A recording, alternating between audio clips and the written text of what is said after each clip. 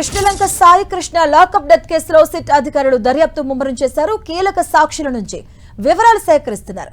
సాయి కృష్ణకు పోలీసులు ఆర్ఎంపీతో వైద్యం చేయించినట్టుగా గుర్తించారు. సాయి కృష్ణ చనిపోయాడని తెలియగానే ఆ ఆర్ఎంపీ పరారైనట్టుగా గుర్తించి అదుపులోకి తీసుకున్నారు. ఆర్ఎంపీని సిట్ అధికారులు విచారిస్తున్నారు. మరో లేడీ కానిస్టేబుల్ ను కూడా అదుపులోకి తీసుకున్నారు. ఆమె ఈ కేసులో ఆరోపణలు ఎదుర్కొంటున్న వారికి కీలక సమాచారం చేరవేస్తున్నట్టుగా సిట్ గుర్తించింది.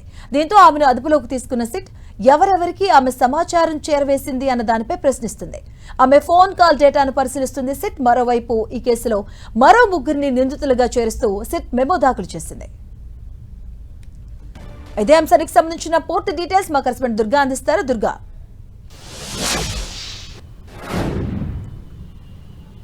మాధవి, సాయికృష్ణ ఆ కేసుకు సంబంధించి సిట్ ఏదైతే దర్యాప్తు చేస్తుందో దర్యాప్తు ప్రోగ్రెస్ వస్తుందని చెప్పాలి. ఎందుకంటే ప్రతిరోజు కూడా ఏదో ఒక కొత్త అంశం సిట్ దర్యాప్తు చేస్తుంది. ముఖ్యంగా ఇప్పటికే సిఐ నాగరాజుతో పాటు మరొక ముగ్గురిని ఈ కేసులో నిందితులుగా చేరుస్తూ కోర్టులో మెమో కూడా సిట్ అధికారులు దాఖలు చేయడం జరిగింది. ఏదైతే నిన్న లొంగిపోయినటువంటి అశోక్, నాని ఎవరైతే సిఐకి అసిస్టెంట్లుగా ఉన్నటువంటి కానిస్టేబుల్స్ ఉంటారో వాళ్ళిద్దరిని నిన్న అరెస్ట్ చేసినట్టుగా కోర్టుకి ఈరోజు ప్రొడ్యూస్ చేయబోతున్నారు. దాంతోపాటు సిఐ నాగరాజు సన్నిహితుడిగా ఉన్నటువంటి సురేష్ని ఇప్పటికే పోలీసులు ఒకసారి పిలిచి విచారించి స్టేట్మెంట్ రికార్డ్ చేసుకున్నారు. ఇప్పుడు అతన్ని కూడా నిందితుడిగా చేరుస్తూ ఈరోజు కోర్టులో ప్రొడ్యూస్ చేయబోతున్నారు. అయితే ఈ ముగ్గురు నిందితులు అంటే ఇప్పటివరకు ఈ కేసుకి సంబంధించి A1గా సిఐ నాగరాజు ఉన్నారు. ఇప్పుడు A2, A3, A4 ఈ ముగ్గురిని కూడా ఈ కేసుకు సంబంధించి చేర్చినట్టుగా సిట్ ఒక మెమోని కూడా కోర్టులో దాఖలు చేయడం జరిగింది. దానికి సంబంధించినటువంటి కోర్టు ప్రొసీడింగ్స్ ఈరోజు జరగబోతున్నాయి.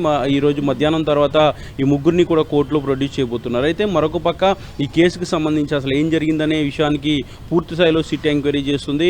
ఇప్పటికే ఏదైతే సాయి కృష్ణకు గాయాలు అయిన తర్వాత ఎవరైతే ఆర్ఎంపీ కృష్ణలంకలో ఉన్నటువంటి ఆర్ఎంపీ ట్రీట్మెంట్ చేశారంటూ కూడా ఇటీవల వచ్చినటువంటి వార్తల నేపథ్యంలో ఆర్ఎంపీ అప్పటి నుంచి అంటే సాయి కృష్ణ ఎప్పుడైతే మరణించాడో అప్పటి నుంచి ఆర్ఎంపీ కూడా పరారీలో ఉన్నట్టుగా తెలుస్తుంది. అయితే ఆర్ఎంపీని నిన్న సిట్ అధికారులు విచారించారు. ఆయన దగ్గర నుంచి కూడా కీలకమైనటువంటి ఆధారాలన్నీ కూడా సేకరించడం జరిగింది. ఏదైతే గాయాలు పాలైన తర్వాత ప్రభుత్వ ఆసుపత్రికి తీసుకెళ్లకుండా ఆర్ఎంపీతో చికిత్స చేయించే అంశానికి సంబంధించి కూడా ఆర్ఎంపీ ఎందుకు చేశారు, ఎవరు ఆదేశాలతో చేశారు, ఏం ట్రీట్మెంట్ చేశారనే అంశానికి పూర్తి స్థాయిలో ఆర్ఎంపీ దగ్గర నుంచి వివరాలన్నీ కూడా సేకరించినటువంటి పరిస్థితి. మాకు ఈ కేసుకు సంబంధించి మరొక కీలకమైనటువంటి ఎవిడెన్స్ ప్రధానంగా ఒక మహిళా కానిస్టేబుల్ను కూడా సిట్ నిన్న విచారించినట్టుగా తెలుస్తుంది. ఎందుకంటే ప్రస్తుతం కృష్ణలంక పోలీస్ స్టేషన్కి సంబంధించి ఉన్నటువంటి ఒక మహిళా కానిస్టేబుల్ ఈ కేసులో ఉన్నటువంటి నిందితులు కీలకంగా ఉన్నటువంటి వ్యక్తులకు ఇక్కడ జరుగుతున్నటువంటి ఇష్యూస్ అన్నీ కూడా ముఖ్యంగా డిపార్ట్మెంట్లో జరుగుతున్నటువంటి డెవలప్మెంట్స్ అన్నీ కూడా సమాచారం చేరవేస్తున్నారనే ఒక ఆరోపణలతో ఆ మహిళా కానిస్టేబుల్ను కూడా విచారిస్తున్నారు. ఆమె ఫోన్ కాంటాక్ట్, అదేవిధంగా కాల్ లిస్టు మొత్తం వీటన్నిటిని కూడా తీసి ఎవరెవరితో మాట్లాడారు, ఎవరైతే ఇప్పటివరకు సిట్ అనుమానిస్తుందో వాళ్ళతోనే మాట్లాడారా లేదంటే ఇంకా బయట వ్యక్తులు ఎవరైనా ఉన్నారనే అంశానికి సంబంధించి పూర్తి స్థాయిలో ఆమె దగ్గర నుంచి కూడా వివరాలన్నీ కూడా సేకరించడంతో పాటు ఈ కేసు అనేది చాలా సీరియస్గా దర్యాప్తు అనేది జరుగుతుంది. అన్ని కోణాల్లో కూడా సాయి కృష్ణను మార్కాపూర్ నుంచి ఇక్కడ వరకు తీసుకొచ్చిన వరకు జరిగినటువంటి పరిస్థితి, కృష్ణలంక పోలీస్ స్టేషన్లో ఏం జరిగింది, సాయి కృష్ణను నిజంగానే పోలీసులు ఏం చేశారు, ముఖ్యంగా డెడ్ బాడీ మాయం చేశారంటూ కూడా వస్తున్నటువంటి వార్తల నేపథ్యంలో ఆ డెడ్ బాడీని ఏ విధంగా మాయం చేశారు, ఎలాంటి ప్రొసీజర్ ఫాలో అయ్యారు, వీటన్నింటి నేపథ్యంలో ఇప్పటికే సిట్ అనేది పూర్తి స్థాయి ఒక నివేదికను కూడా సిద్ధం చేసింది. ఈ రోజు హైకోర్టులో కూడా దీనికి సంబంధించినటువంటి విచారణ కూడా ఉండే అవకాశం కూడా ఉంది. కాబట్టి ఒక నివేదికను అయితే ఈ రోజు సిట్ అధికారులు హైకోర్టులో ప్రొడ్యూస్ చేయబోతున్నారు. దుర్గాంటి, ఈ కేసులో మరోవైపు చూసుకుంటే సాయి కృష్ణ తల్లి కోర్టులో హెబియస్ కార్పస్ కి సంబంధించిన పిటిషన్ దాఖలు చేశారు. ఉన్నతాధికారులపై కూడా ఆరోపణలు చేస్తున్నారు. సో ఈ విషయాల్లో ఎలాంటి చర్యలు ఉండే అవకాశం ఉంటుంది? అంటే ఏదైతే సాయికృష్ణ తల్లి వేసినటువంటి పిటిషన్ హైకోర్టులో ఈరోజు విచారణకు వచ్చే అవకాశం కనిపిస్తుంది. వాస్తవానికి నిన్న ఈ కేసుకు సంబంధించినటువంటి విచారణ జరగాలి.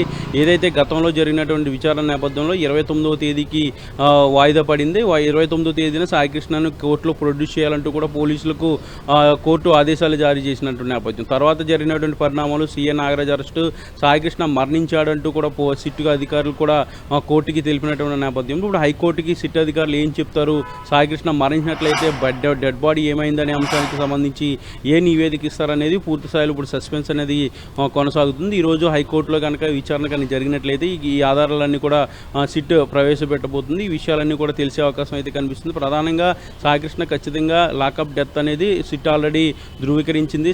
సిఏ నాగరాజ్కి రిమాండ్ కూడా సిటీ కోర్టు విధించినటువంటి నేపథ్యంలో ఇప్పుడు హైకోర్టులో సిట్ ఏ నివేదిక ఇస్తుంది, సాయికృష్ణను ఎప్పుడు తీసుకొచ్చారు, ఏ విధంగా టార్చర్ చేశారు, ఎప్పుడు చనిపోయాడు, దాంతోపాటు డెడ్ బాడీని ఏం చేశారు, ఎవరు ఆదేశాలతో చేశారు, ఏది ప్రొసీజర్ అంతా కూడా జరిగిందనే పూర్తి స్థాయిని కూడా నివేదిక సిట్ ఈరోజు హైకోర్టుకి ఇచ్చే అవకాశం అయితే కనిపిస్తుంది.